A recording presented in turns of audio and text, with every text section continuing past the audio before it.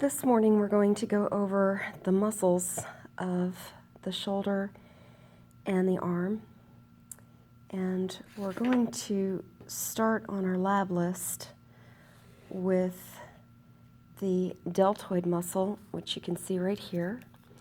Remember, we spoke about the anterior, middle, and posterior fibers of the deltoid. This is the anterior surface of the deltoid. From here, we are going to look at the posterior surface, where we can find supraspinatus above the spine of the scapula, infraspinatus, right here is teres minor, and below that is teres major. I'm going to remove the deltoid so you can see these a little better. Again, this is your infraspinatus muscle. Here's your teres minor. If we turn around and look at the anterior surface of the scapula, you can find the subscapularis muscle. So remembering your sits muscles, your rotator cuff, we have supraspinatus, infraspinatus, teres minor, and then subscapularis right there. Okay? And again, those are the four muscles that make up the rotator cuff. Below teres minor, we have teres major. And from here, I'm going to turn the page to see what's on the lab list next. Okay, so next we go on to coracobrachialis. Okay, remember coraco is going to start at the coracoid process of the scapula. So here's your coracobrachialis, this little muscle right here. Okay, we have pectoralis major, which is not on this model.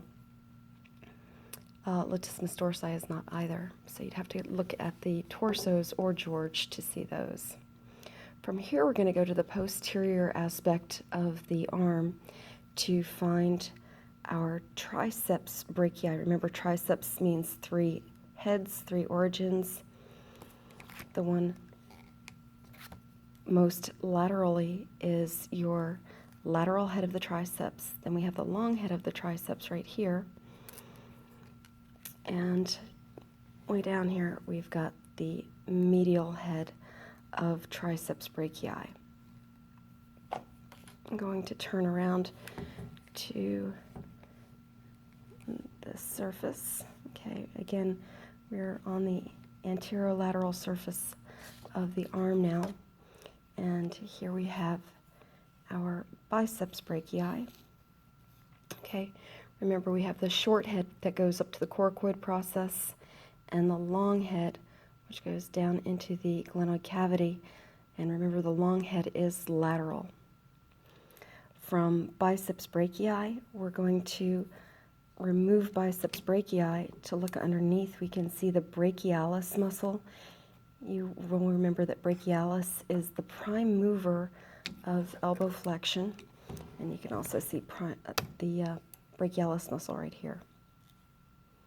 Okay. From brachialis, we're going to go on to brachioradialis. Let me put this arm back together. Okay, so looking at the forearm as it falls apart.